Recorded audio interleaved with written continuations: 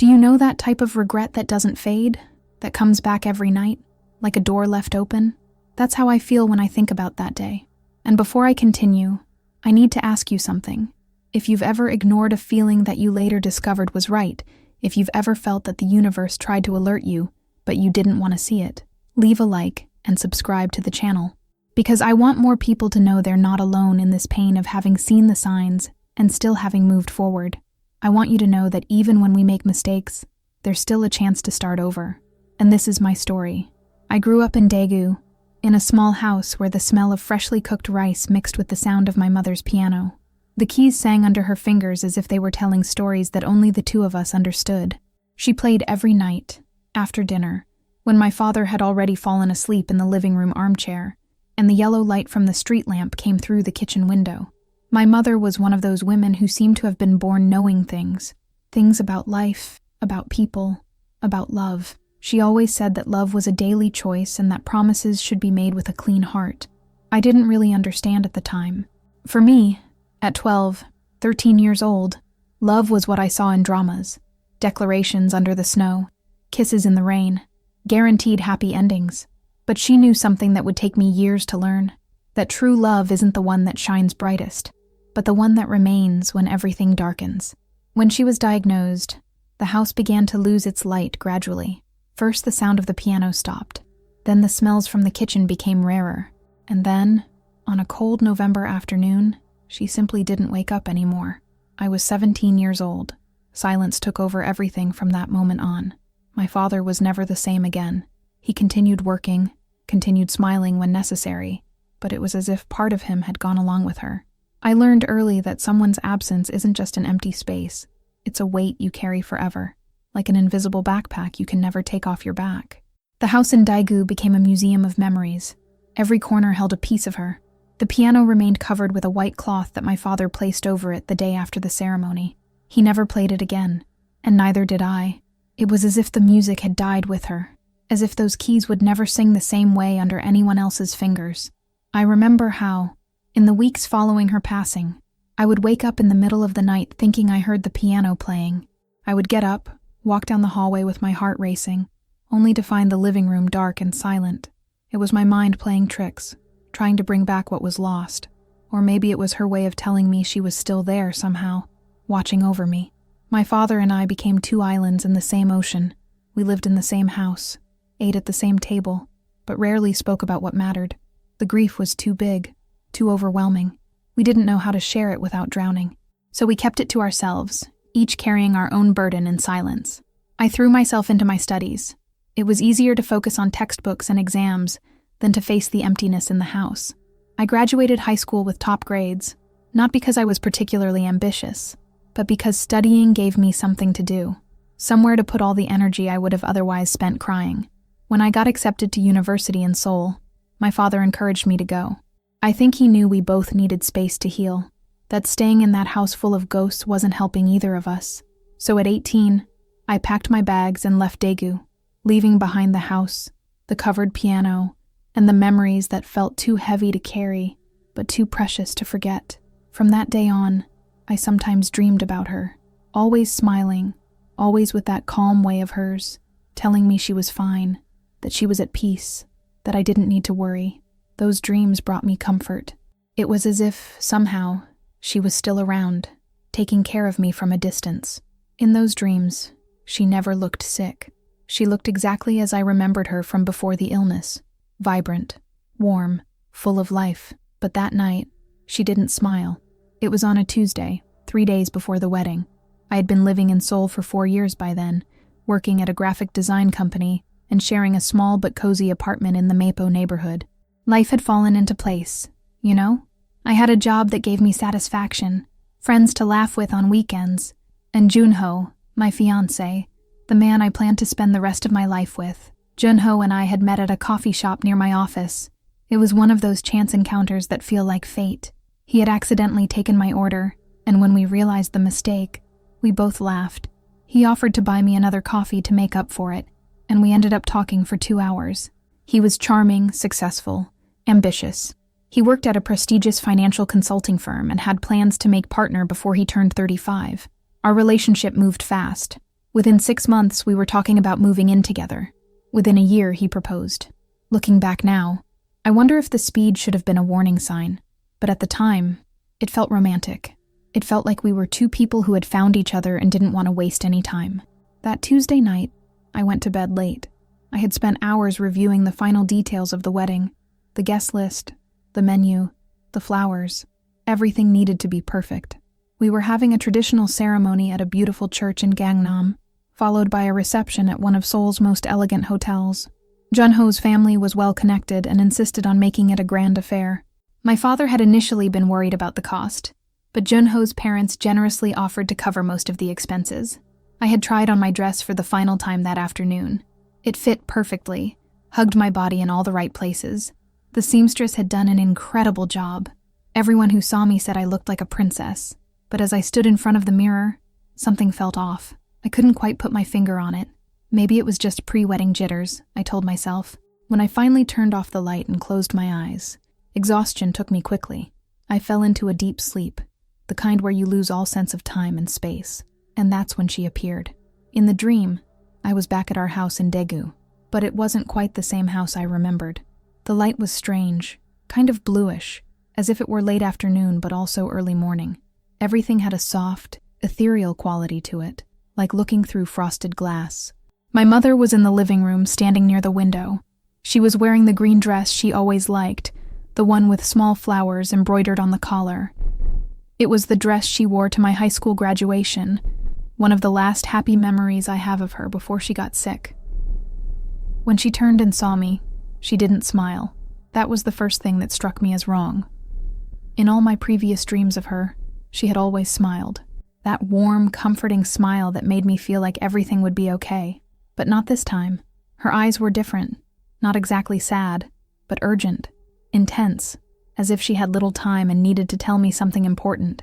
She walked up to me, and I noticed that her steps made no sound. She moved like a shadow, like smoke. But when she reached me and grabbed my shoulders, the grip was solid, real, a strength I could feel, even though it was a dream. Her fingers pressed into my skin through the fabric of my pajamas, and I felt the coolness of her hands, as if she had been standing outside in winter. And then she said, with a voice that seemed to come from far away, and at the same time from inside my own chest, "Don't wear the white dress." The words echoed in the strange blue light of the dream. I tried to speak, tried to ask what she meant, but my voice wouldn't come out. It was as if something was blocking my throat, preventing the words from forming. I opened my mouth, but only silence came out. She looked into my eyes with that way of hers that could always see through me, that could read my thoughts before I even spoke them. And she repeated, slower this time, each word deliberate and heavy, weighing like stones dropping into still water. "Don't wear the white dress." Her eyes were pleading now. There was something desperate in them, something I had never seen before, not even during her illness. It was as if she was using every ounce of energy she had to deliver this message, as if breaking through from wherever she was required enormous effort.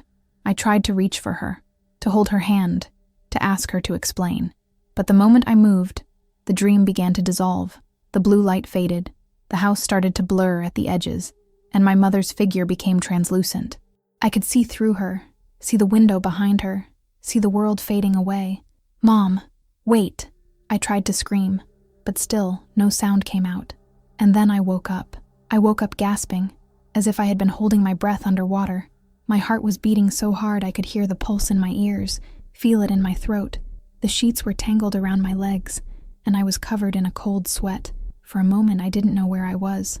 The dream had felt so real that waking up in my Seoul apartment felt wrong, displaced.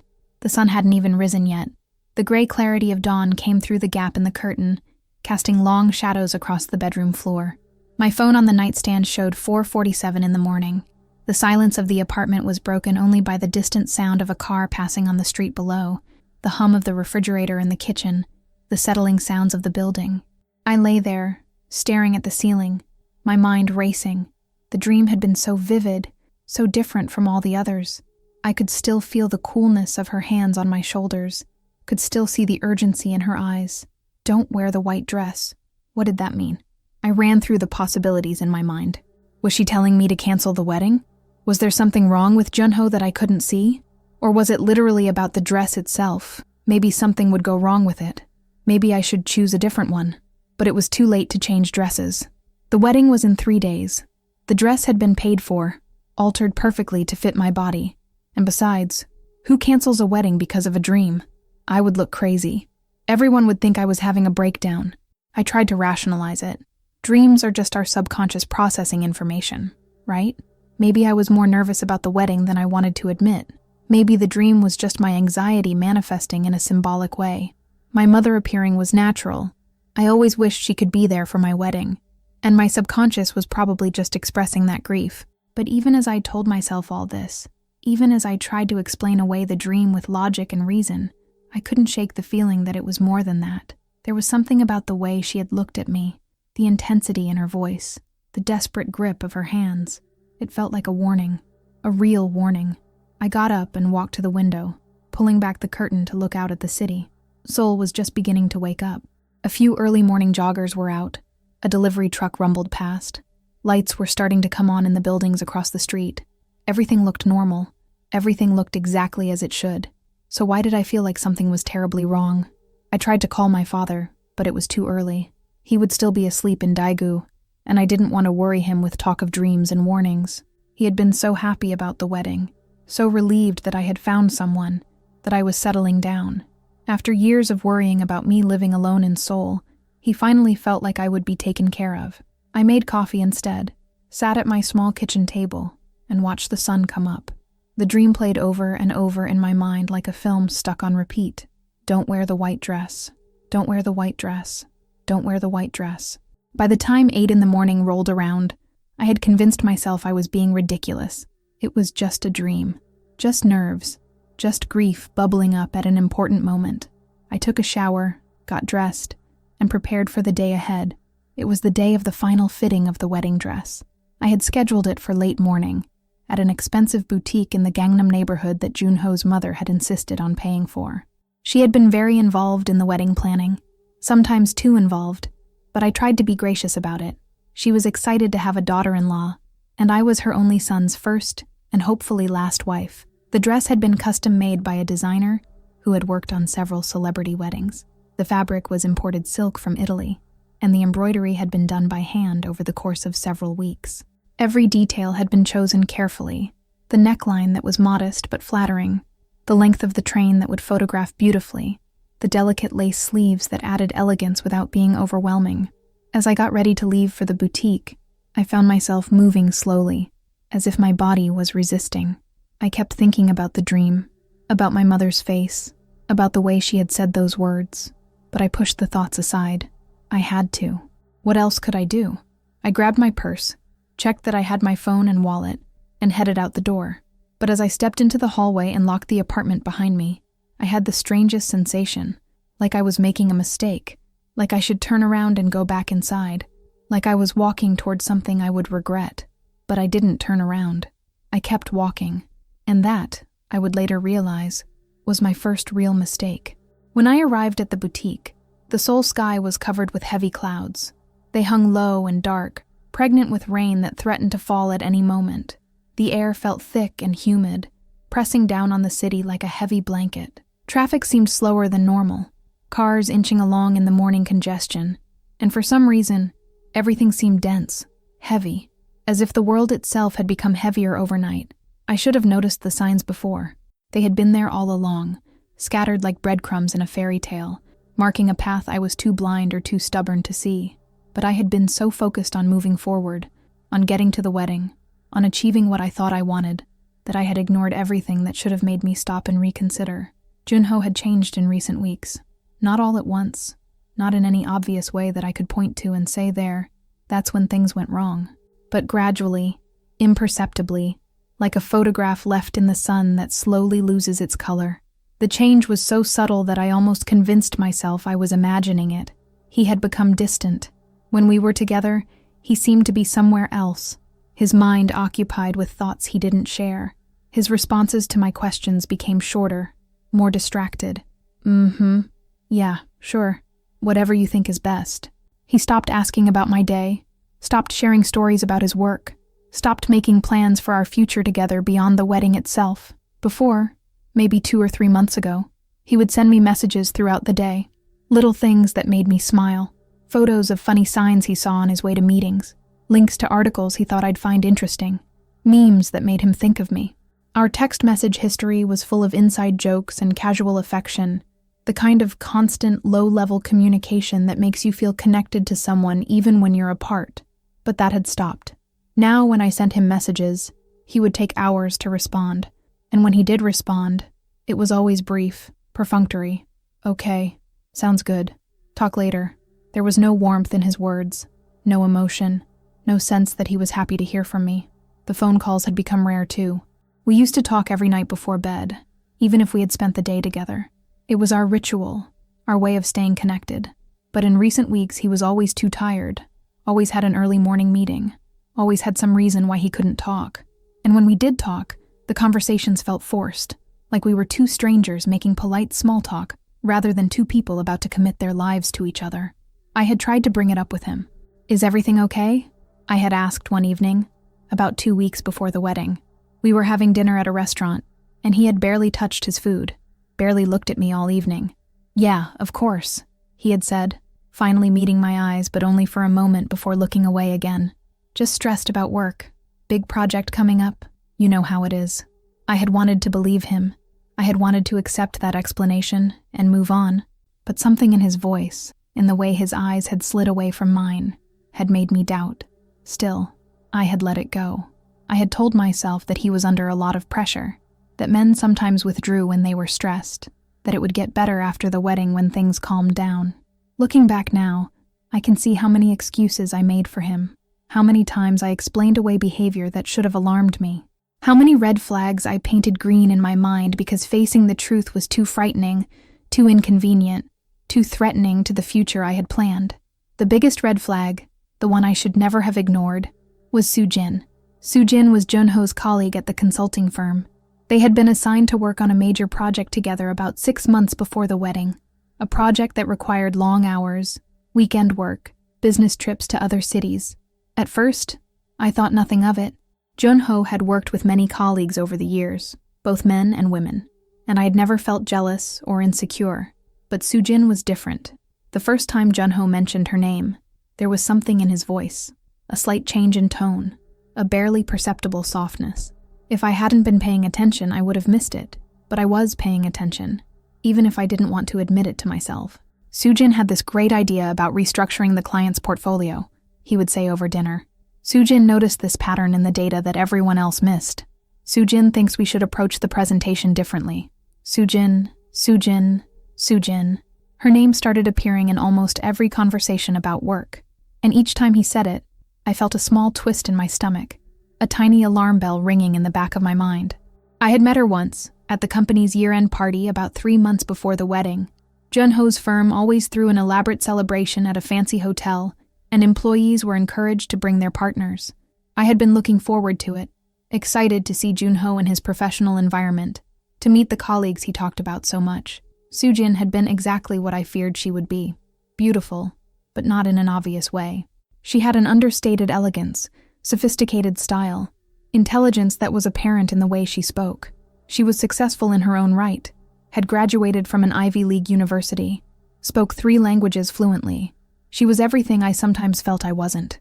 When Junho introduced us, she had smiled warmly and shaken my hand. I've heard so much about you, she had said. Junho is always talking about you, but her eyes had told a different story. There was something there, some knowledge, some secret that she and Junho shared. Throughout the evening, I had watched them interact, the way she would touch his arm when making a point, the way she would lean in close when speaking to him in the noisy room, the way she laughed at his jokes, throwing her head back in genuine amusement, and the way he responded to her attention, lighting up in a way I hadn't seen him light up with me in months. At one point, I had excused myself to go to the restroom. When I came back, I saw them standing together by the bar, deep in conversation. They were standing closer than colleagues typically stand, their body language suggesting an intimacy that went beyond professional. Junho had his hand on the small of her back, and she was looking up at him with an expression that was unmistakably adoring. I had stood there for a moment, frozen, watching them, and then Junho had glanced up and seen me. His hand had dropped from her back immediately, and he had taken a step away from her. When I joined them, he had been overly cheerful, overly attentive to me, putting his arm around my waist and pulling me close. "There you are," he had said with forced brightness. We were just talking about the merger presentation next week, but I had seen his face before he noticed me. I had seen the way he looked at her, and in that moment, I had known. Somewhere deep inside, beneath all the layers of denial and hope and desperation to believe in our relationship, I had known, but I had said nothing. I had smiled and nodded and made polite conversation with Soo-jin for a few more minutes before she excused herself to talk to other colleagues. And later that night, when we got home and Junho asked if I had enjoyed the party, I had said yes. It was lovely. I had swallowed my jealousy, my suspicion, my fear. I had told myself I was being paranoid, that I was projecting my insecurities onto an innocent work relationship. I had reminded myself that Junho had chosen to marry me, not her. I had convinced myself that I had nothing to worry about, but the doubts had lingered.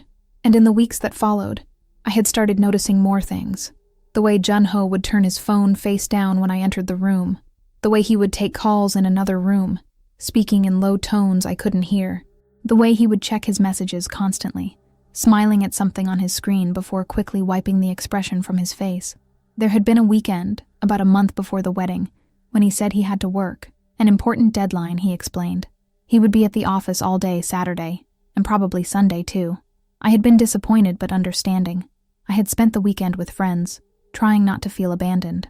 On Sunday evening, I had decided to surprise him. I had made his favorite dinner and brought it to his office, thinking he could use a break and a home-cooked meal. But when I arrived at the building, the office was dark. The security guard told me no one from Junho's company had been there all weekend. There had been no sign-in records, no late-night access logs.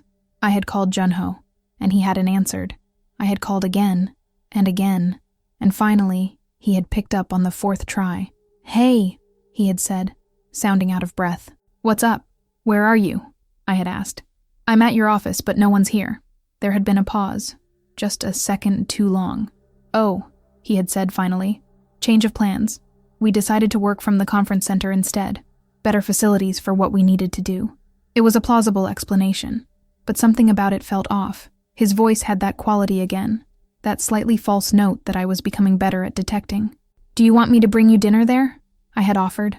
No, he had said quickly. "We're actually just finishing up. I'll be home soon. Thanks, though. You're sweet to think of me." He had come home 2 hours later, looking tired, but not like someone who had been working all day. His clothes were wrinkled, his hair slightly messed, and he smelled different, not like another woman's perfume. I checked subtly as I hugged him, but just different, not like the office, not like work. I had wanted to ask more questions. Where exactly had he been? What exactly had he been working on? Why hadn't he told me about the change in location? But I had been afraid of the answers, so I had said nothing, had served him the dinner I'd brought, had listened to his vague descriptions of the day's work, had swallowed all my doubts and suspicions once again. This was the pattern I had fallen into, seeing things that worried me, explaining them away, pushing them down, refusing to confront what was right in front of me, because confronting it would mean having to make choices I wasn't ready to make. It would mean possibly calling off a wedding that was days away, that we had spent months planning, that our families and friends were all excited about. It would mean admitting that I had been wrong about him, about us, about our future together. So I had kept quiet, kept pretending, kept hoping that I was wrong, that everything would be fine, that whatever distance existed between us would close once we were married and all the stress of wedding planning was behind us. But that Tuesday morning, sitting in the car on my way to the boutique for my final dress fitting, with my mother's warning still echoing in my mind, I couldn't pretend anymore. Every ignored sign, every unexplained absence, every suspicious behavior came flooding back.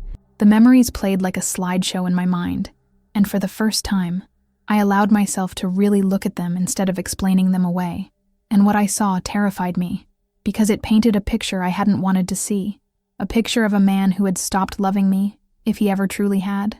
A picture of a man who was going through with a wedding not out of love, but out of obligation, or convenience, or fear of disappointing people. Or maybe, a picture of a man who was in love with someone else, but didn't have the courage to admit it. I was so lost in these thoughts, that I barely noticed when the car pulled up in front of the boutique. The driver had to say my name twice before I snapped back to the present. I paid him, got out of the car, and stood on the sidewalk for a moment, looking up at the elegant storefront with its pristine white awning and artful window displays. Inside, I knew, was the white dress. The dress I had chosen months ago with such excitement and hope. The dress that represented everything I had dreamed of since I was a little girl playing bride in my mother's bedroom, draping myself in old curtains and pretending to walk down an aisle. Don't wear the white dress. My mother's voice, urgent and pleading, filled my head one more time, and I stood there on that sole sidewalk, under the heavy gray sky that threatened rain, and I made a choice. The wrong choice, I would later realize, but in that moment, it was the only one I felt I could make. I pushed open the boutique door and walked inside. Little did I know that this difficult situation would be the beginning of my strength. The boutique was cool and quiet, air-conditioned to perfection. Soft classical music played from hidden speakers. The smell of expensive fabric and subtle perfume hung in the air. Everything about the place whispered luxury and sophistication. This was where the wealthy and well-connected came to find their perfect dress, to transform themselves into fairy tale princesses for a day. The owner, Mrs. Kim, greeted me with the warmth reserved for valued customers. She was an elegant woman in her early 50s, impeccably dressed in a tailored black suit. Her boutique had been featured in several bridal magazines, and she had worked with some of Seoul's most prominent families. "There you are," she exclaimed, clasping my hands in hers. "Your dress is ready. I think you're going to be so pleased." The final alterations turned out perfectly. She led me to one of the private fitting rooms at the back of the boutique. The room was larger than my entire bedroom, with floor-to-ceiling mirrors, soft lighting that made everyone look their best, and a raised platform where brides could see themselves from every angle. My dress was hanging on a padded hanger, draped in a protective cover. Mrs. Kim carefully removed the cover with an almost reverent gentleness, and there it was, the white dress. It looked exactly as I remembered, but somehow more beautiful, as if it had been waiting for me and now glowed with anticipation. It was a traditional A-line silhouette, simple but elegant. The fabric was ivory silk that caught the light beautifully. The bodice was fitted with delicate lace appliques that created an illusion neckline, modest but flattering. The skirt flowed from the waist in layers of silk, ending in a modest train that would photograph beautifully. At the waist, there was a ribbon of slightly darker ivory that tied in the back into a perfect bow. "Shall we?" Mrs. Kim asked with a smile. 2 assistants helped me undress, and then carefully lifted the dress over my head. The fabric was cool against my skin as it settled into place. They zipped up the back, arranged the skirt, adjusted the neckline. One of them pinned a simple veil into my hair, just to complete the look. When they stepped back and I saw myself in the mirror, I caught my breath. I looked beautiful. There was no denying it.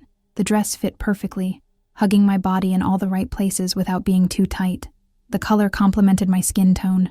The style was timeless and elegant. I looked exactly like I had imagined I would look on my wedding day. Mrs. Kim was beaming. "Perfect," she said. "Absolutely perfect. You're going to be a stunning bride."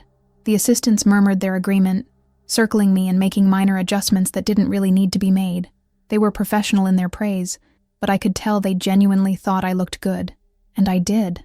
I looked good, but I didn't feel good. As I stood there on the platform, looking at myself from every angle in the 3-way mirror, I felt a growing sense of wrongness. It wasn't the dress.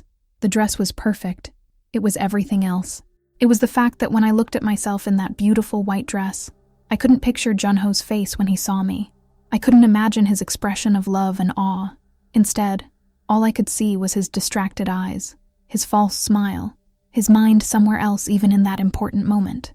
I stared at my reflection, and for a moment, the woman staring back seemed like a stranger. Who was she? What was she doing? Was she really about to marry a man she had doubts about? Was she really going to walk down an aisle toward a future that felt increasingly uncertain? And that's when it happened. In the mirror, in the reflection behind me, I saw her, my mother. She was standing near the door of the fitting room, wearing the same green dress from my dream.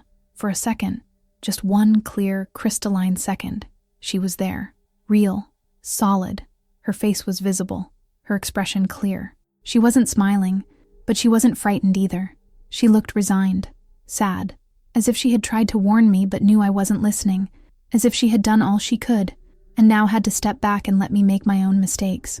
Our eyes met in the mirror, and in that brief moment of contact, I felt everything she couldn't say. I felt her love, her concern, her desperate wish to protect me. I felt her frustration that I wasn't listening, that I was ignoring the warning she had worked so hard to deliver, and I felt her understanding, her acceptance that sometimes people have to learn things for themselves, have to make their own mistakes, and suffer their own consequences. I blinked, and she was gone. The space where she had been standing was empty, just the elegant wallpaper and the closed door. But the feeling remained, that sense of having been seen, having been reached out to, having been given one last chance to change course. My chest felt tight. I couldn't breathe properly. The fitting room suddenly seemed too small, the air too thick. I felt lightheaded, like I might faint. "Are you all right?" Mrs. Kim asked, concern replacing the enthusiasm in her voice. She moved toward me, reaching out to steady me. "You've gone very pale. Would you like some water?" "Yes," I managed to say. "Water would be good." One of the assistants hurried out to get water while Mrs. Kim helped me step down from the platform and sit in one of the upholstered chairs. The voluminous skirt of the dress pooled around me, and I sat there feeling absurd and frightened and confused all at once. "Pre-wedding nerves," Mrs. Kim said kindly, patting my hand. "Perfectly normal. Every bride goes through it. The important thing is to breathe and remember why you're doing this. You love him, yes? And he loves you? Did he? Did Junho love me?" I wanted to believe he did. I wanted to believe that all my doubts were just cold feet, just normal nervousness before a big life change. But sitting there in that white dress, having just seen my dead mother appear in the mirror to warn me one more time, I couldn't lie to myself anymore. I didn't know if he loved me. I honestly didn't know. And that uncertainty, that fundamental question mark hanging over the most important decision of my life, should have been enough to make me stop everything right there. But it wasn't, because I was afraid of disappointing people, afraid of being alone, afraid of admitting I had been wrong, afraid of what people would say if I canceled, afraid of facing my father and telling him there wouldn't be a wedding after all, afraid of wasting everyone's time and money, afraid of being that woman who couldn't make it work, who ran away, who didn't try hard enough. So when the assistant came back with water and I drank it and felt slightly better, I stood up again. I looked at myself in the mirror one more time, and I told Mrs. Kim that yes, the dress was perfect. Yes, I would take it. Yes, I would be back to pick it up the day before the wedding. I signed the papers, confirmed the details, thanked everyone for their help. Mrs. Kim and her assistants helped me out of the dress and back into my regular clothes. They carefully packed the dress back into its protective covering, and we scheduled a time for pickup. As I left the boutique, walking back out into the humid Seoul morning, I looked up at the sky. The clouds were even darker now, heavier. The storm was coming. I could feel it. Maybe not today, but soon, very soon. And my mother's words echoed in my head one more time. "Don't wear the white dress." But I was going to wear it, because I had already made up my mind. Or maybe because I was too much of a coward to do anything else. Or maybe because I needed to go through with it, needed to reach that altar and have that moment of clarity before I could find the strength to save myself. Whatever the reason, I was going to wear the white dress. And whatever happened next would be the consequence of that choice. That night, alone in my apartment, I tried one more time to reach out to Junho. I needed to hear his voice. I needed him to say something, anything, that would reassure me that I wasn't making a huge mistake. I needed him to remind me why I had fallen in love with him in the first place. I called his phone. It rang, and then went to voicemail. "Hey, it's me," I said after the beep. "Just wanted to hear your voice. Call me back when you can?" An hour passed. No call back. I tried again. This time he picked up on the last ring, just before it would have gone to voicemail again. "Hey," he said. His voice sounded strained, tired, or maybe guilty. "Hi," I said, suddenly not knowing what to say. "I've been trying to reach you." "Yeah, sorry. Been busy. You know how it is." In the background, I could hear noise. Voices, laughter, music. "Is everything okay?" What did I want to say? That I had seen my dead mother in a dream warning me not to marry him?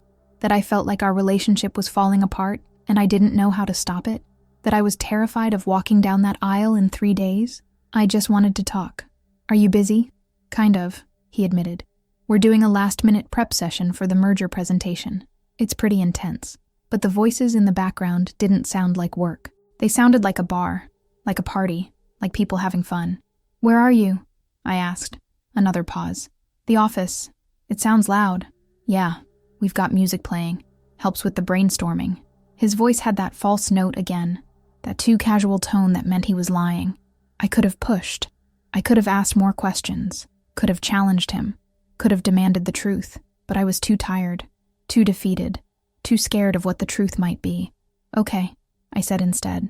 Well, don't forget we have the rehearsal tomorrow evening, 6 o'clock at the church. Right, the rehearsal. Yeah, I'll be there. Hey, I really need to get back to this. I'll see you tomorrow, okay? Okay. Junho? Yeah? I wanted to say so many things. I love you. Do you love me? Are you having an affair? Why are you doing this? But what came out was, nothing. Never mind. See you tomorrow. See you tomorrow, he echoed. And then the line went dead. I sat there holding my phone, staring at the blank screen, and felt more alone than I had in years. Even in the years immediately after my mother died, when grief consumed everything, I hadn't felt this particular flavor of loneliness, because back then, the loss was clean and clear. My mother had died, and I missed her. It was painful, but understandable. This was different. This was the loneliness of being in a relationship with someone who wasn't really there.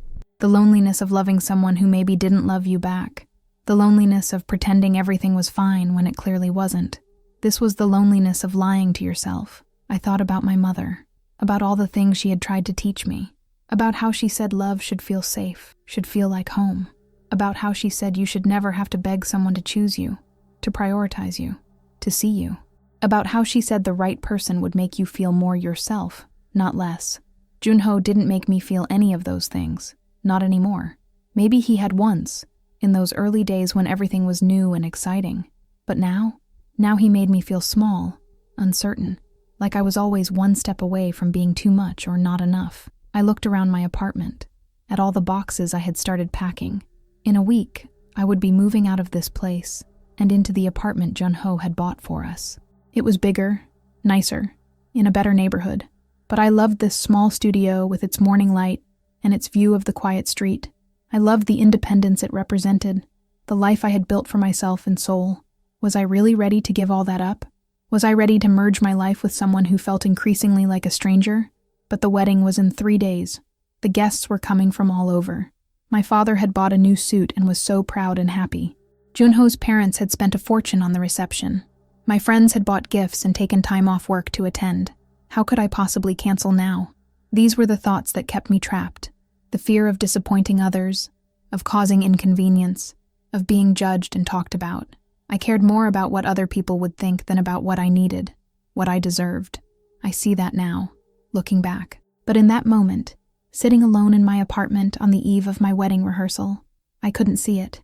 I could only feel the weight of all those expectations pressing down on me, making it impossible to move, to breathe, to save myself. So I did nothing. I went to bed, tossed and turned all night, and when morning came, I got up and continued with the plan. Because that's what you do, right? You follow through. You honor your commitments. You don't give up just because things get hard. Except sometimes, giving up is exactly what you need to do. Sometimes breaking a commitment is the bravest, wisest thing you can do. Sometimes, disappointing people is necessary to save yourself. But I didn't know that yet. I wouldn't know it until I was standing in that church, wearing that white dress, seeing the truth reflected in the faces around me. The rehearsal dinner was held at an upscale Korean restaurant not far from the church. Junho's parents had arranged everything, as they had with most aspects of the wedding. They were generous, but also controlling, wanting everything to reflect well on their family name. Junho was their only child, and this wedding was a big deal for them. Both families were there, along with the wedding party, bridesmaids, groomsmen, the best man, the maid of honor.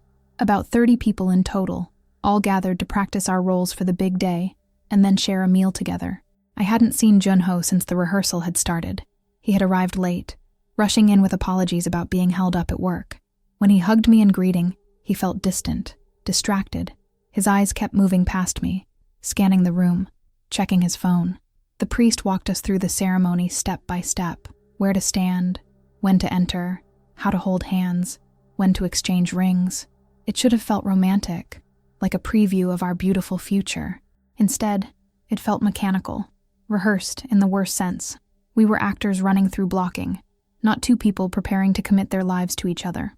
When the priest asked Junho to practice saying his vows, his voice was flat, emotionless. He stumbled over words he should have memorized by now.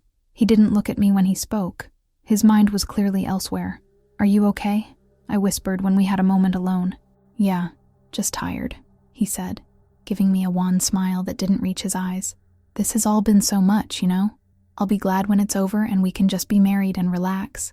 But there was something in the way he said, "when it's over," that chilled me.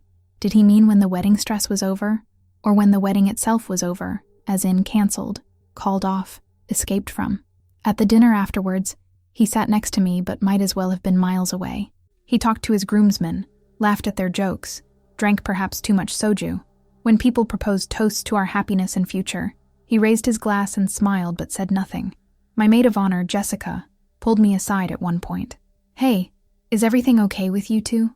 she asked quietly. "You both seem, I don't know, distant." Jessica had been my friend since college. She knew me well enough to see through my pretenses, but even with her, I couldn't admit what I was feeling. "Just tired," I said, echoing Junho's excuse. "You know, wedding stress." She didn't look convinced but nodded and squeezed my hand. "Well, if you need anything, I'm here, okay?" After dinner, as people were leaving, I saw Junho step outside to take a phone call. I watched him through the restaurant window. He was pacing, animated, smiling in a way he hadn't smiled all evening. He looked happy, engaged, present. Whoever was on the other end of that phone was getting a version of Junho I hadn't seen in months. When he came back inside, the smile disappeared. His face closed off again, became that distant mask I was getting used to. And I knew, with a certainty that felt like ice water in my veins, who had been on the phone. Soo Jin. It was always Soo Jin. That night, I barely slept.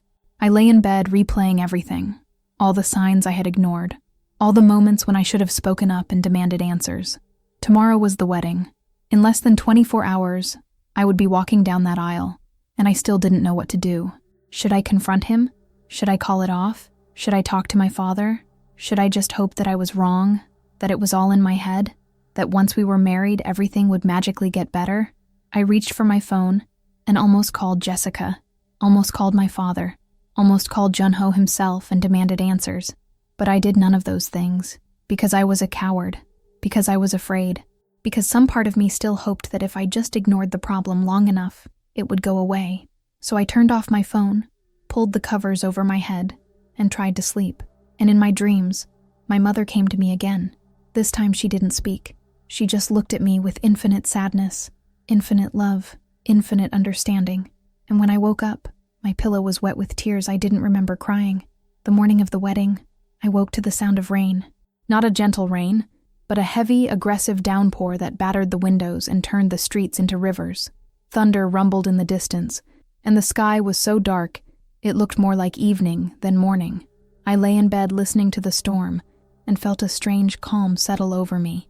All the anxiety and fear and doubt from the previous days had crystallized into something else. Acceptance, maybe, or resignation, or perhaps just exhaustion. I had no more energy left to fight or worry or question. Whatever was going to happen would happen. My bridesmaids arrived early, as planned. Jessica came with 2 other college friends, and they brought coffee and pastries and forced cheerfulness. They tried to make it feel festive, but I could see the concern in their eyes. They knew something was off. They just didn't know what to do about it. The makeup artist and hairstylist arrived right on time, setting up their supplies in my bathroom and bedroom. For the next 2 hours, they worked on transforming me into a bride. Foundation, concealer, eyeshadow, mascara, curling iron, pins, hairspray. Everyone kept telling me how beautiful I looked, how happy I must be, how lucky Junho was. I smiled and thanked them and said all the right things. But inside, I was numb. I felt like I was watching someone else's life, like I was a spectator, rather than the main character in this story. When it was time to put on the dress, everyone got quiet and reverent. Jessica and the other bridesmaids carefully lifted it from its protective cover. The makeup artist stepped back to watch. Even the hairstylist paused in packing up her supplies to see. They helped me step into it, lifted it up over my body, zipped it closed. They arranged the skirt, adjusted the straps, smoothed out invisible wrinkles.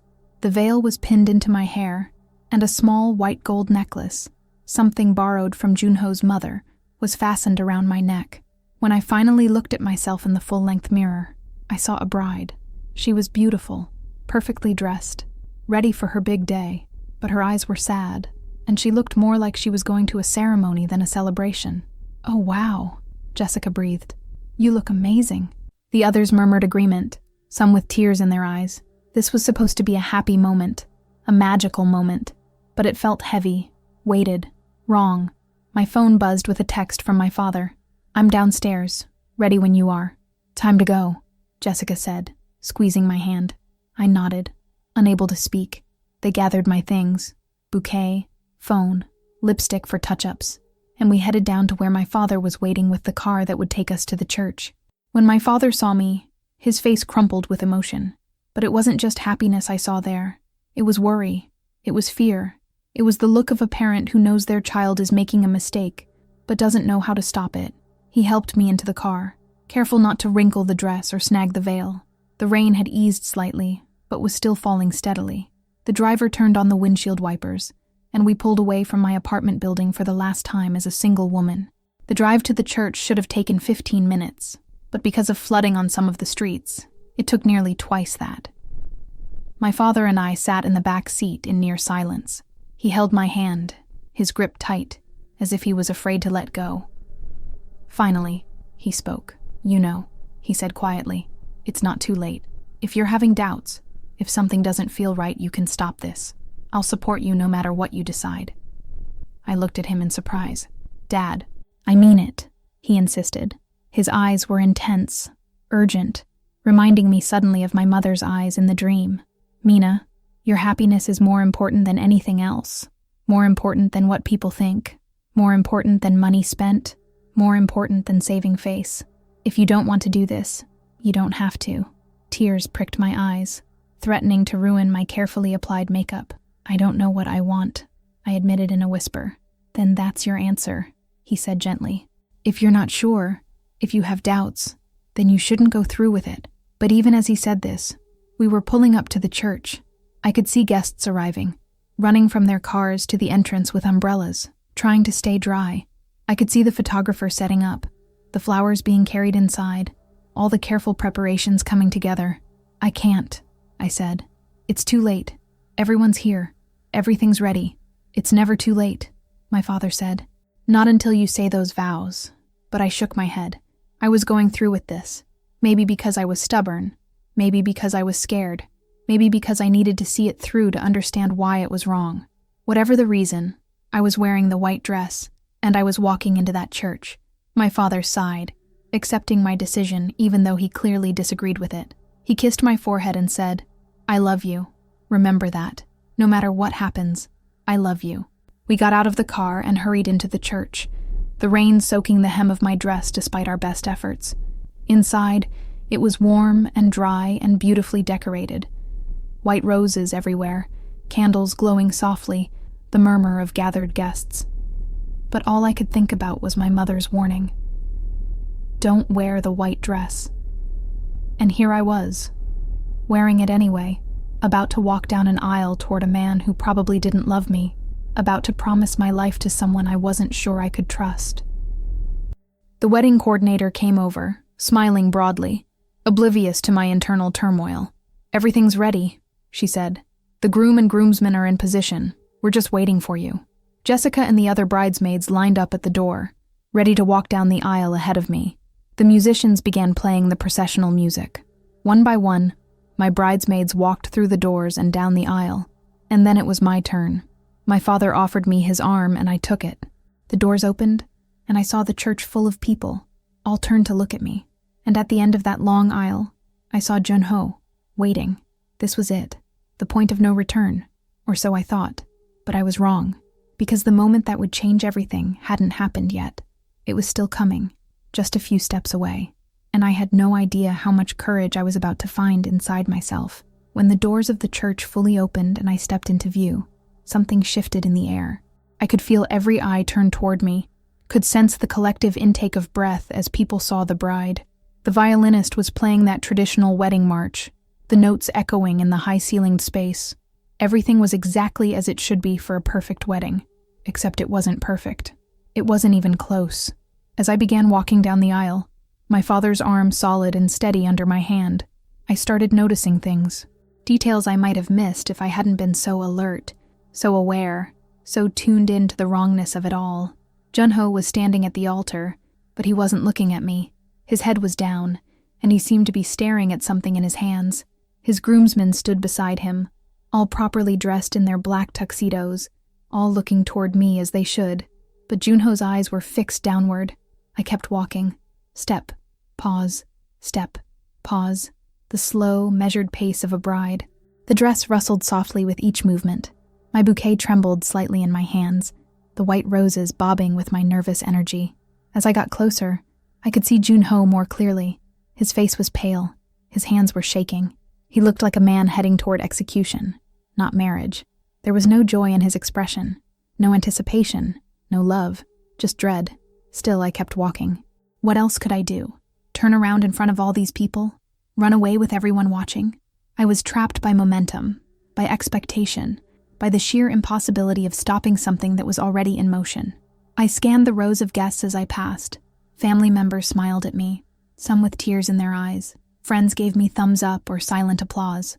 Junho's colleagues from his firm were there, all dressed formally, all watching with polite interest. And then, in the third row on the right side, I saw her, Sujin. She was sitting there and she was crying. Not quiet, restrained tears that you might expect at a wedding. These were real, painful tears that she was trying desperately to hide. Her face was turned slightly away, a tissue pressed to her eyes, her shoulders shaking with suppressed sobs. Our eyes met for just a moment. In that brief instant of contact, I saw everything I needed to see. I saw guilt. I saw grief. I saw love. Love for Junho. Love that was deep and real and couldn't be hidden, not even at his wedding to someone else. She looked away immediately, turning her face fully to the side as if she could disappear if she just tried hard enough. But it was too late. I had seen, and I understood.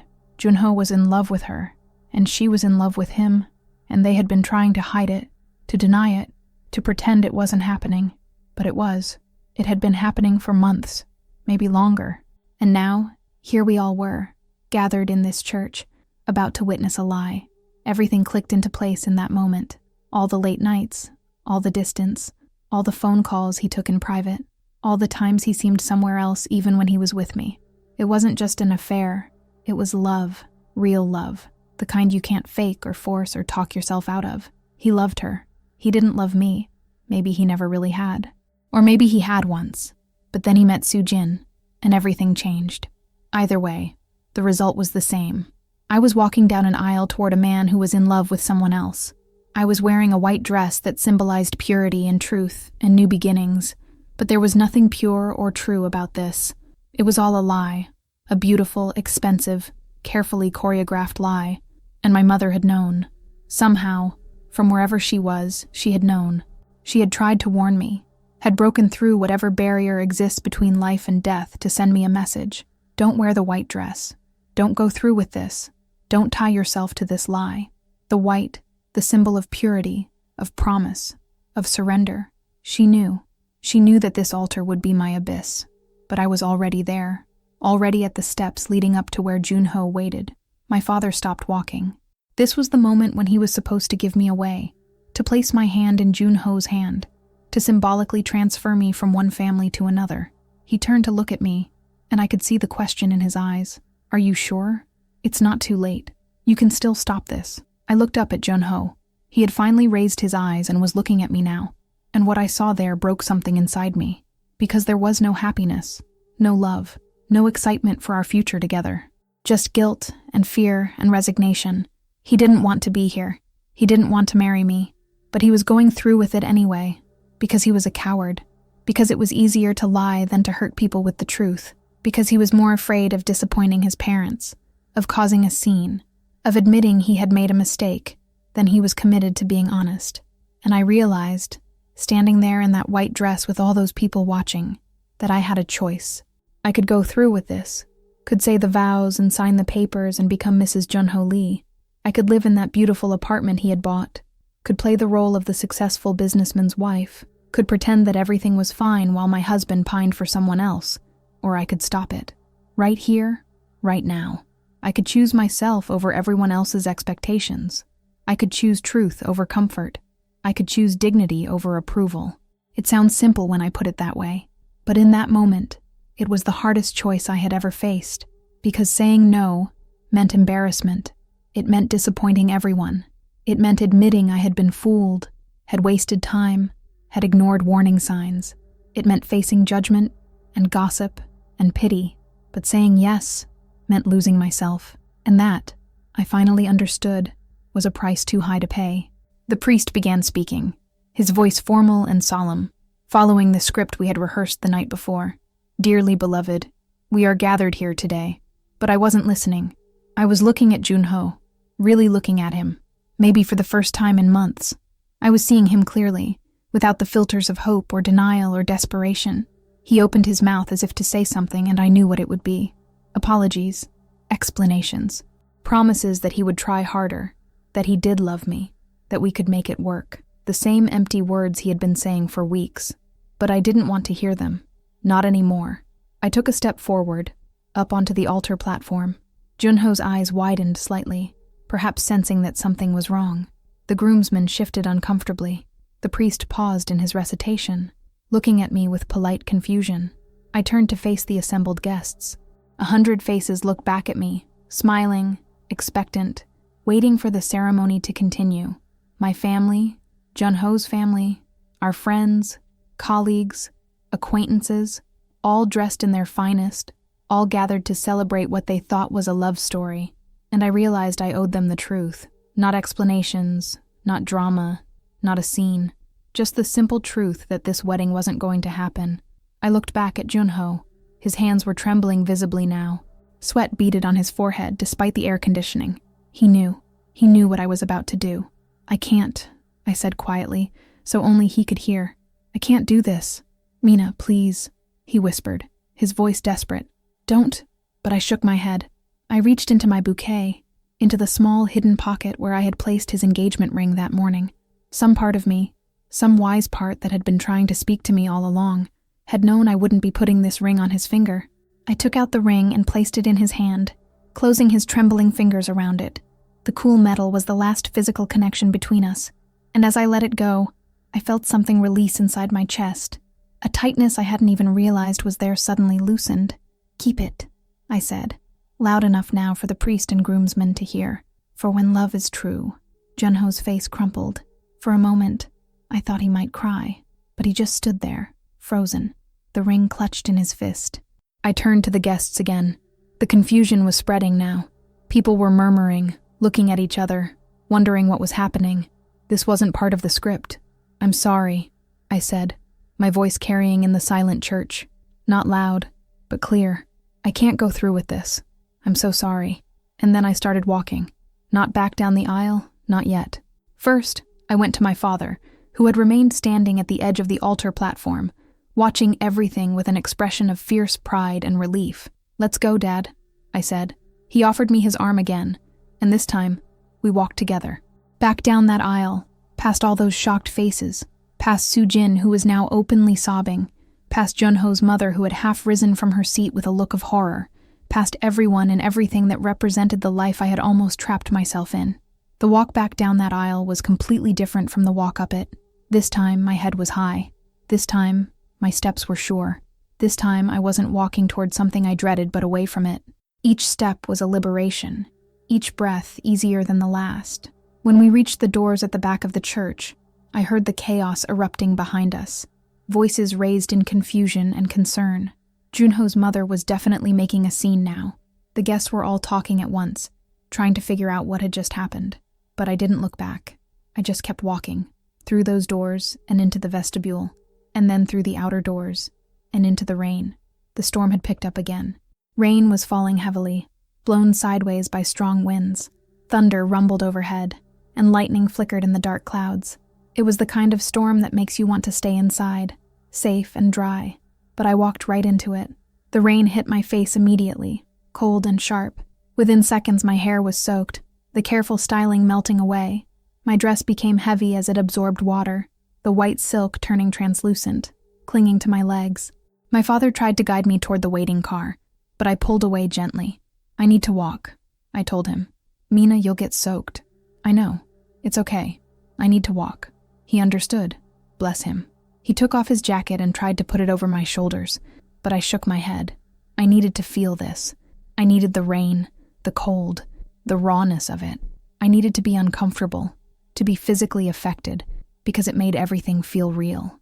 If I got in a warm, dry car and was whisked away, it might feel like another dream, another dissociated moment in a series of dissociated moments. So I walked. I walked away from the church, down the sidewalk, with no destination in mind. My father walked beside me, getting soaked in his expensive suit, not complaining, just being present. The rain was so loud that we couldn't have talked even if we wanted to, but we didn't need words. This was enough. Being together, being free, being honest for the first time in months. I don't know how long we walked, maybe 10 minutes, maybe 20. Eventually, I found myself near the Han River. The water was high and fast, swollen with rain. The bridges were lit up despite the daytime darkness, their lights reflecting on the churning surface. I stopped at the railing and looked out at the river. My father stood beside me, patiently waiting for whatever I needed. The rain continued to fall. My dress was completely ruined now, the expensive silk sodden and heavy, the delicate embroidery matted and flat.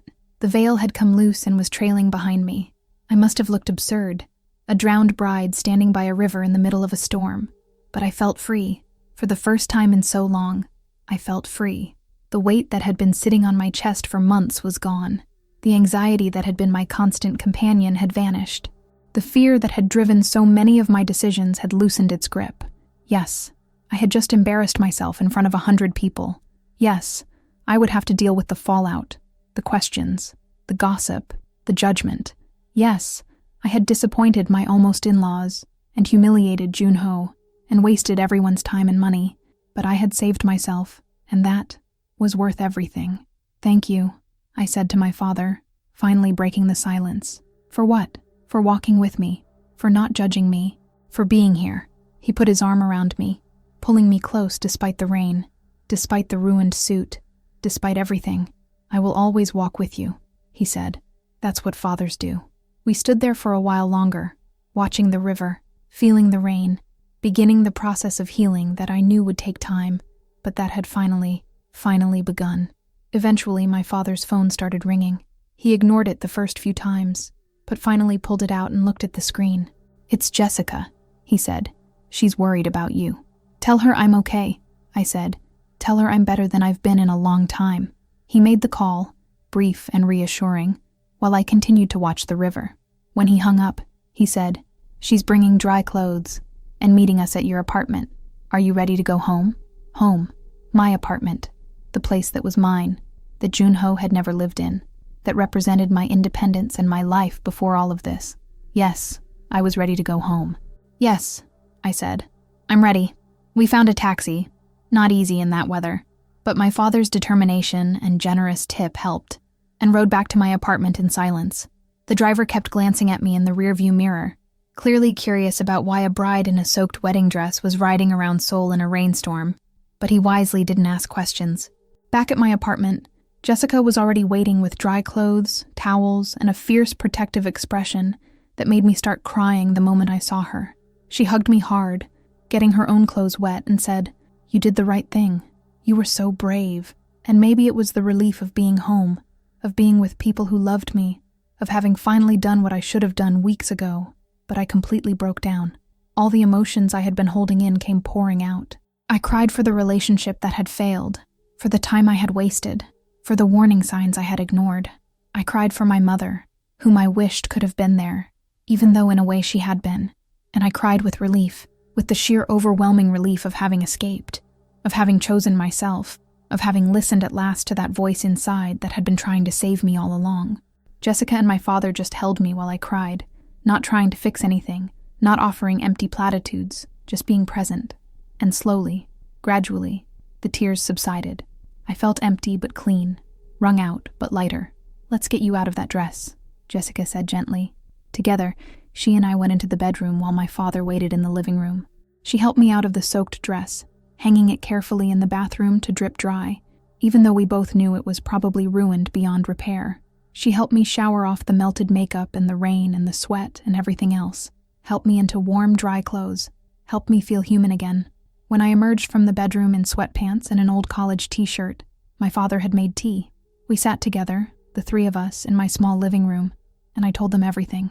All the doubts I had been having, all the signs I had ignored, the dream with my mother, seeing Soo-jin crying at the wedding.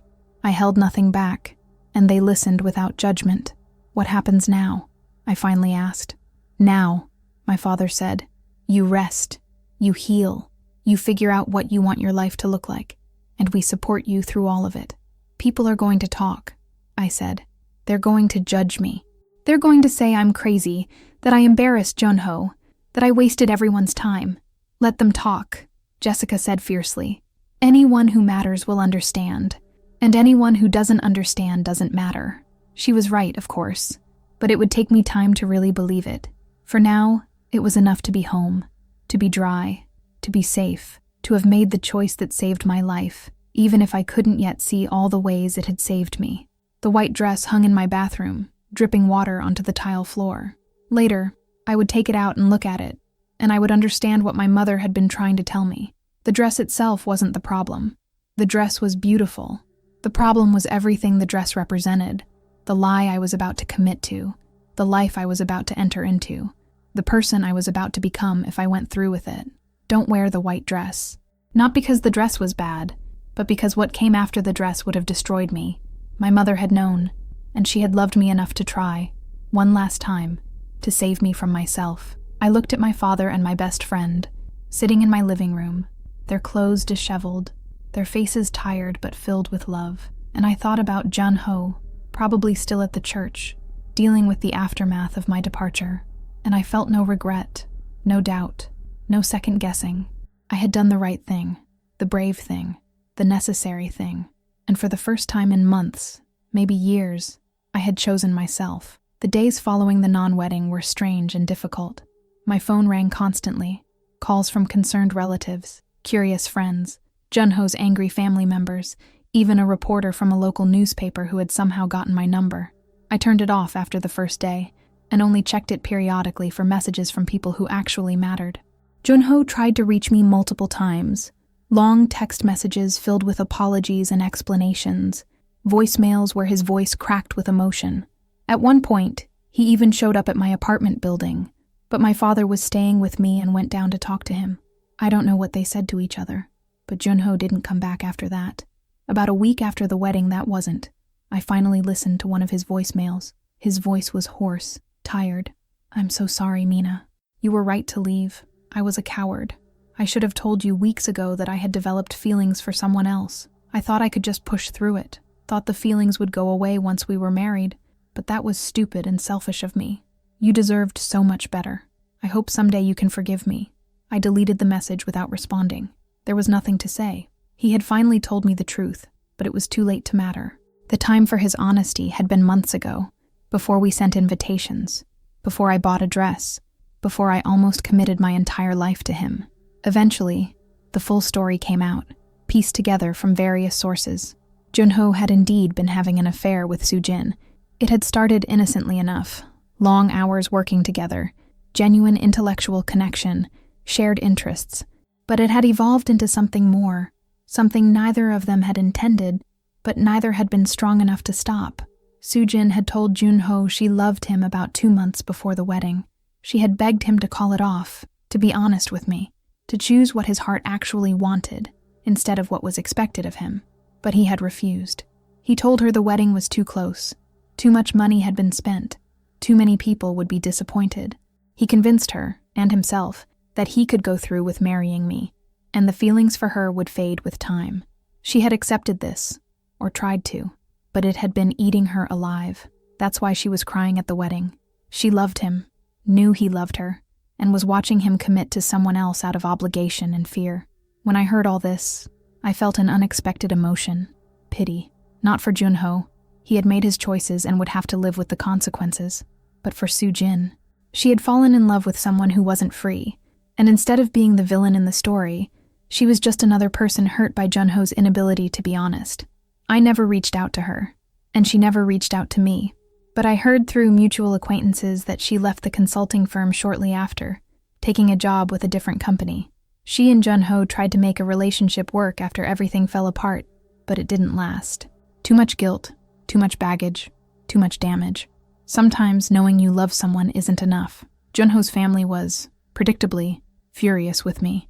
His mother sent me several messages about how I had embarrassed her son, wasted their money, and humiliated their family. I didn't respond. My father offered to handle all communication with them, and I gratefully accepted. My own extended family had mixed reactions. Some relatives were supportive, understanding that sometimes things don't work out, and it's better to realize it before the wedding than after. Others were more judgmental, muttering about how I had disgraced the family, how I should have worked harder to make the relationship succeed, how calling off a wedding at the last minute showed poor character and instability. I learned to let those criticisms roll off me, or tried to anyway. It wasn't easy, and there were definitely days when the judgment got to me, when I questioned whether I had done the right thing, when I wondered if I should have just gone through with it and tried to make it work. But then I would remember standing in that church, seeing Soo-jin crying, looking into Junho's guilty eyes. I would remember the months of distance and dishonesty. I would remember my mother's warning. And I would know with absolute certainty that leaving had been the only right choice. Jessica stayed close during this time. She took time off work to be with me, brought me food when I forgot to eat, sat with me during the hard nights when everything felt overwhelming. She never said, "I told you so," even though she had expressed doubts about Junho months earlier that I had brushed aside. She just loved me through it, which was exactly what I needed. My father stayed in Seoul for 2 weeks before he had to return to Daegu for work. Before he left, we had a long conversation about my mother. "She visited you too, didn't she?" I asked him one evening, after she died, in dreams. He was quiet for a moment, then nodded. "Yes, several times. Always just watching, making sure I was okay." She never spoke, but I could feel her presence. "Do you think it was really her, or just our minds creating what we needed?" He considered this. "Does it matter? Either way, the love was real. The protection was real. Whether it came from outside us or inside us, it was real." I thought about that a lot in the weeks that followed. Whether my mother's warning had been literal supernatural intervention, or my own subconscious using her image to get my attention, the message had been the same, and the message had been right. As time passed, the acute pain of the situation faded into something more manageable. I stopped jumping every time my phone rang. I stopped rehearsing explanations in my head. I stopped reliving that moment in the church over and over, analyzing whether I could have handled it differently. Instead, I started looking forward. What did I want my life to look like now? Who did I want to be? What had I learned from all of this? The first and most important lesson was about trusting myself. For months, I had known something was wrong with my relationship with Junho. I had felt it in my gut, seen it in his behavior, sensed it in the growing distance between us. But I had ignored all those internal warning signals because I was afraid of what they meant. I had prioritized external validation, his words, other people's opinions, societal expectations, over my own inner knowing. And that had almost led me to make the biggest mistake of my life. Never again, I promised myself. Never again would I doubt my own instincts so completely. Never again would I let fear of judgment override my own sense of what was right for me. The second lesson was about the difference between commitment and stubbornness. I had thought that pushing through doubts, ignoring problems, and staying the course despite reservations was a sign of maturity and commitment. I had thought that real love meant working through anything, overcoming any obstacle, never giving up. But I had been confusing commitment with stubbornness. Commitment means staying with something that's healthy but challenging. Stubbornness means staying with something that's fundamentally broken because you don't want to admit defeat. The relationship with Junho had been fundamentally broken, probably for months before I was willing to see it. No amount of working on it would have fixed the core problem, which was that he had fallen in love with someone else. Leaving wasn't giving up. It was finally seeing clearly. The third lesson was about self-worth. For too long, I had been willing to accept less than I deserved. I had accepted Junho's increasing distance, his emotional unavailability, his divided attention. I had accepted being second choice, being the safe option, being the woman he was willing to marry, but not the woman he actually wanted. And I had accepted these things because, on some level, I didn't believe I deserved better. I didn't believe I was worth being someone's first choice, their passionate love, their full attention. The experience of walking away from that wedding, as painful and embarrassing as it had been in the moment, had taught me something crucial. I was worth more. I was worth honesty. I was worth genuine love. I was worth being chosen with enthusiasm, not resigned acceptance. The fourth lesson was about the wisdom of the body. My body had been trying to tell me something was wrong for a long time. The knot in my stomach when Junho talked about work, the tightness in my chest when he was late calling, the inability to get excited about wedding planning even though it should have been a happy time, the dream with my mother that had woken me with my heart pounding. All of these physical responses were information. They were my body's way of processing things my mind was trying to ignore. I had dismissed them as anxiety, or nerves, or stress, but they had been much more than that. They had been wisdom. In the future, I promised myself, I would pay attention to these signals. I would honor them instead of dismissing them. I would trust that my body often knew things before my mind was ready to accept them. And finally, I learned about the power of choosing yourself, not in a selfish, narcissistic way, but in the sense of honoring your own needs, your own truth, your own path, even when it disappoints others. For so long, I had been making decisions based on what other people wanted or expected. I had stayed with Junho partly because leaving would upset his family. I had almost gone through with the wedding partly because canceling would inconvenience the guests. I had prioritized everyone else's feelings over my own. But that day in the church, I had finally put myself first. I had done what was right for me, regardless of the social cost. And yes, it had caused disruption and disappointment and even anger. But it had also saved my life, not literally, but in every way that mattered. Healing wasn't linear. There were good days when I felt strong and certain and proud of what I had done, and there were bad days when I felt like a failure, when I questioned everything, when I wondered if I had just ruined my chances at happiness. About a month after the wedding, I started seeing a therapist, not because I thought there was something wrong with me, but because I wanted to understand how I had gotten to that point. How had I ignored so many signs? Why had I been so willing to settle? What patterns in my thinking and behavior had set me up for this situation? Through therapy, I began to understand how deeply my mother's death had affected my relationship patterns. I had been 17 when she died, old enough to seem like an adult, but still so young in terms of emotional development. I had lost the person who had been my primary source of unconditional love and acceptance. In the years after, I had unconsciously been seeking to fill that void. I had dated men who needed me, who I could take care of, who made me feel necessary. Junho had fit that pattern.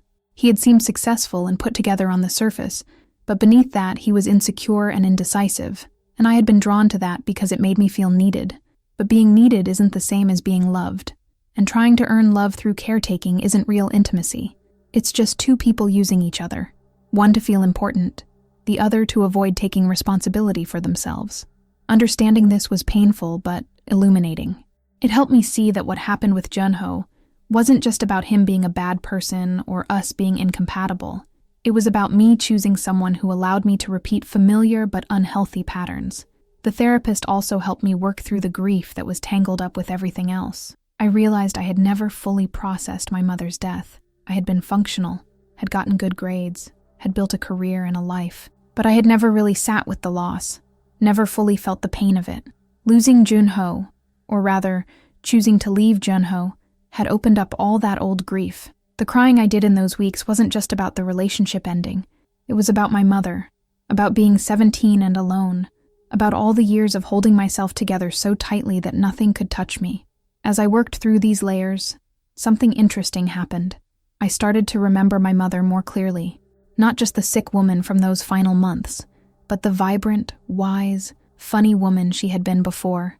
I started to remember specific conversations, specific lessons she had tried to teach me. Know your worth, she had told me once. Don't let anyone treat you like you're ordinary when you're extraordinary. Listen to that little voice inside, she had said another time. It's quieter than all the other voices, but it's usually right. Love should feel like coming home, she had told me when I was a teenager.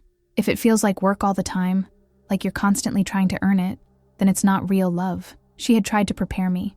She had tried to give me the tools I would need. And when those hadn't been enough, When I had been about to make a terrible mistake, she had reached out one last time to warn me. Or maybe I had reached out to her, to the wisdom she had planted in me, to the part of myself that held her teachings. Either way, the message had gotten through. Just barely, but it had gotten through. 3 months after the non-wedding, I started dating again. Not seriously. I wasn't ready for serious, but casual dinners, coffee dates, getting to know new people. It felt strange at first, almost disloyal, even though I knew that was ridiculous. Junho and I weren't together. We hadn't been truly together for months before that, really. I was careful this time. I paid attention to how I felt around people. Did they make me feel anxious or calm? Did I feel like I could be myself? Or was I constantly editing myself to be what they wanted? Did they actually listen when I talked? Or were they just waiting for their turn to speak? I went on a date with a graphic designer from a different company. He was nice enough, but I noticed he talked about his ex-girlfriend the entire time. I didn't see him again. I went on a date with a friend of a friend, a teacher who seemed kind and thoughtful, but there was no chemistry, no spark. We parted as friends. I went on a date with a man I met at a coffee shop, who seemed charming and attentive, but halfway through dinner, he made a dismissive comment about women in the workplace that made my skin prickle. I made an excuse and left early. None of this discouraged me. If anything, it reassured me. I was learning to trust my instincts. I was learning to walk away at the first sign of something that felt wrong, instead of explaining it away and giving it another chance. I was also learning to enjoy my own company. I took myself to movies, to museums, to restaurants I wanted to try. I traveled to Busan for a long weekend, just me and a good book and the ocean. I took a pottery class and discovered I was terrible at it, but enjoyed the meditative quality of working with clay. Work became more interesting too. I had been coasting for a while, doing good work, but not pushing myself. Now I started taking on more challenging projects, volunteering for presentations, building relationships with clients. My supervisor noticed and praised my initiative. 6 months after the wedding incident, I got a promotion. I moved to a new apartment too. The old one held too many memories of the life I had almost had. The new place was smaller but brighter, with big windows that let in lots of natural light. I decorated it entirely to my own taste, without worrying about what a future husband might think or prefer. Every choice was mine alone, and that felt powerful. Jessica and I became even closer. She had been there for me during the worst of it, and our friendship had deepened because of it. We started a tradition of Friday night dinners, taking turns cooking for each other and talking about everything: work, family, dating, dreams, fears. "You seem different," she told me one Friday, about 6 months after everything. "Lighter somehow, more yourself." "I feel different," I admitted. "It's like I've been holding my breath for years and finally remembered how to breathe normally." My father and I also grew closer. He visited Seoul more often, and I went back to Daegu whenever I could. We talked about my mother more, shared memories, laughed about the funny things she used to do. It was bittersweet, but healing. On what would have been my mother's 60th birthday, my father and I went to her grave. I brought flowers, not the traditional chrysanthemums, but the bright yellow dahlias she had always loved. And I talked to her, out loud, not caring if anyone thought I was strange. "Thank you for the warning," I told her gravestone. "Thank you for loving me enough to break through whatever barrier exists between where you are and where I am. Thank you for not giving up on me, even when I was being stubborn and scared. I heard you. Eventually I heard you." My father squeezed my shoulder, and we stood there together in the sunshine, feeling her presence in a way that was peaceful rather than painful. A year after I walked out of that church, I found myself thinking about it all with a perspective I couldn't have had at the time. The panic and embarrassment had faded. The immediate pain had healed, and what remained was a kind of gratitude that still surprised me. I was grateful to Junho, in a strange way, not for lying to me or wasting my time or almost trapping me in a loveless marriage, but for being honest enough at the end, through his actions if not his words, to give me a chance to escape. He could have faked it better. He could have hidden his feelings for Soojin more completely. He could have smiled at the altar and said the vows and locked me into a marriage that would have slowly suffocated both of us. But he didn't. Maybe because he was a bad liar. Maybe because some part of him wanted to be caught. Maybe because the universe has a way of revealing truth, even when we're trying to hide it. Whatever the reason, his inability to fully commit to the deception had saved me. I was grateful to Soojin, too, for being visible in her pain. She could have stayed home from the wedding. She could have hidden her tears better. But she hadn't, and seeing her crying in that church pew, had been the final piece of evidence I needed to trust what I already knew. I was grateful to my father for walking me back down that aisle without question or judgment, for holding my hand in the rain, for staying with me through the aftermath, for understanding that sometimes love means witnessing someone's choices rather than trying to control them.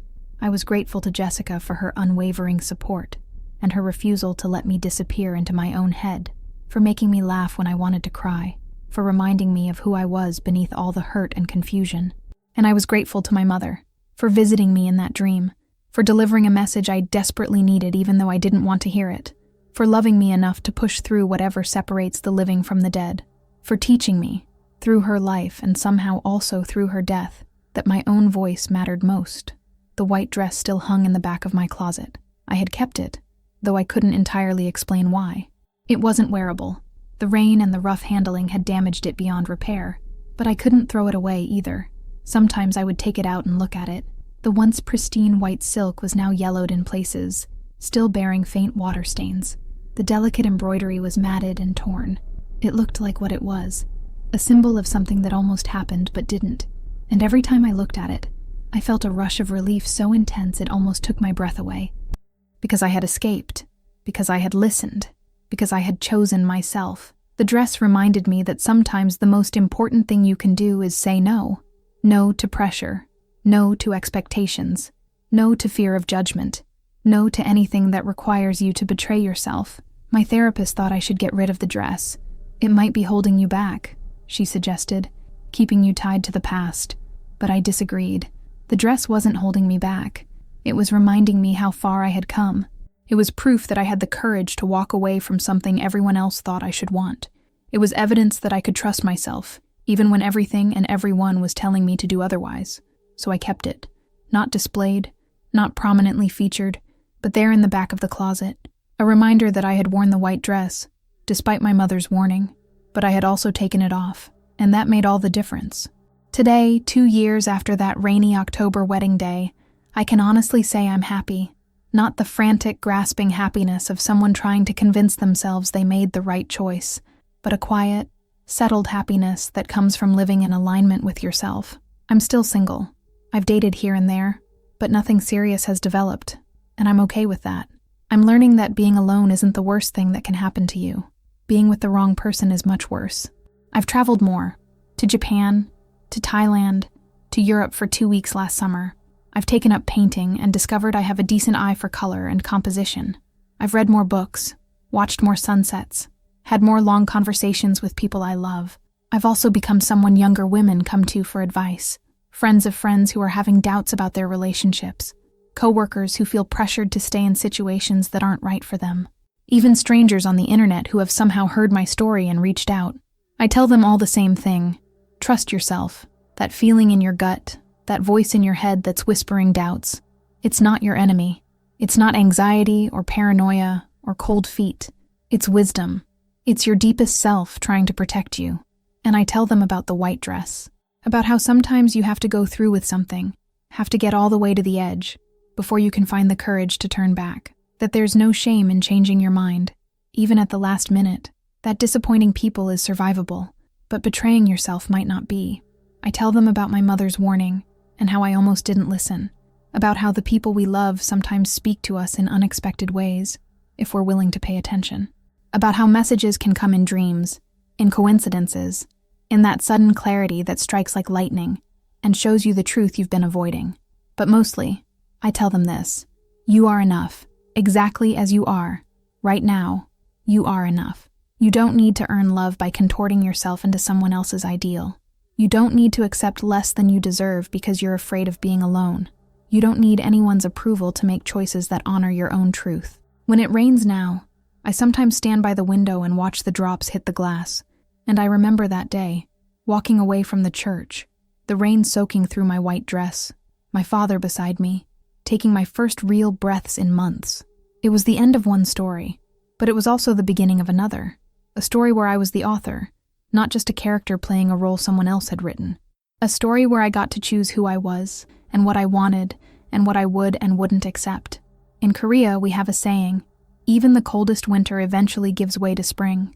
It's a reminder that suffering isn't permanent, that change is inevitable, that hope is always justified if you can just hold on a little longer. I held on. I survived the winter. And now I'm in a season of growth and light that I couldn't have imagined 2 years ago when I was standing in that church, terrified and confused, and desperately wishing my mother could tell me what to do. She did tell me, and eventually, finally, I listened. The white dress is still in my closet.